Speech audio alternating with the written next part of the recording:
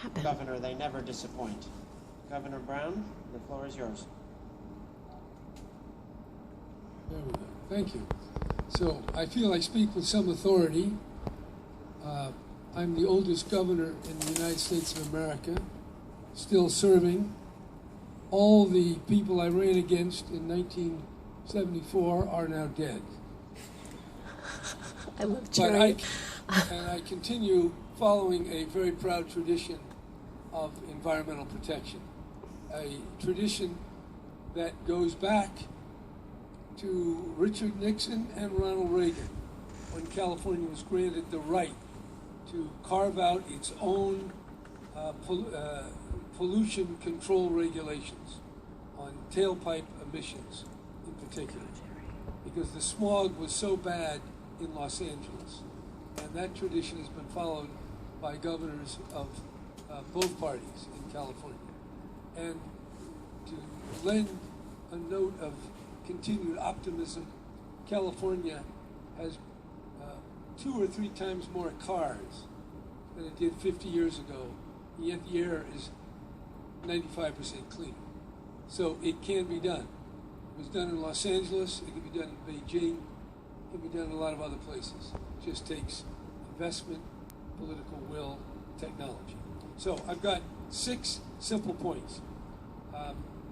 First, California is the first state to enact a law restricting greenhouse gas emissions from automobiles and from other sources of pollution.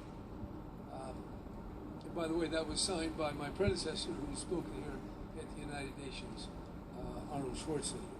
So we have that law, and because we have that law, much tougher than the United States federal law, but when the car companies started to go bankrupt, they were looking, the president was looking around for something to push on them, and they pushed the California law nationally. So it's an example where even if the nation state is slow, a subsidiary jurisdiction can lead the way.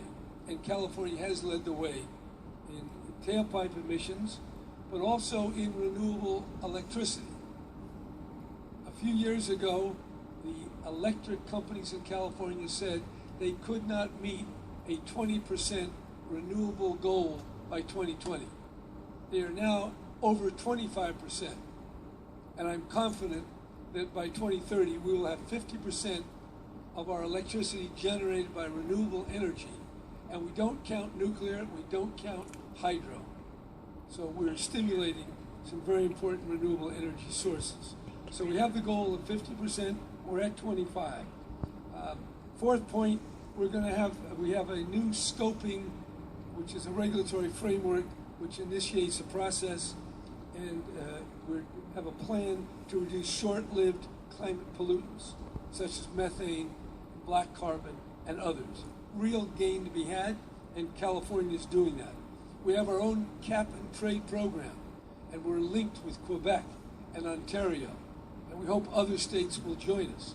That's a program that's generating billions of dollars going to climate pollution reduction, real activities, and it's beginning to win support. We also have a low carbon fuel standard. It's just, we're only at 2%, but by 2020, we hope to be close to 10% of the fuel coming from non-carbon sources. Technology doesn't get us there quite yet, but we have the mandate, and we give incentives that are paid for by polluters. So that's a carbon burden that becomes a non-carbon benefit that is functioning. Finally, we have our under 2 MOU that we started with Baden-Württemberg. We now have 128 jurisdictions representing 28% of the world's gross domestic product. This covers a lot of people, and it's states, provinces, regions, and a few countries have even signed on. Our goal is 2 tons per person by 2050, and we're setting goals for 2030. We don't want to wait too long to start showing real progress. The goal is 2 tons per person. Now, course, California is at 11 tons per person. The United States is about 18 or more tons per person. So we have a long way to go. And I don't want to, we're doing better than any other state by far. But we're just starting to climb a very tall hill. And to do what we proposed will take technology, investment, regulation, and political will. And that isn't easy to generate. But if anybody can do it, I can.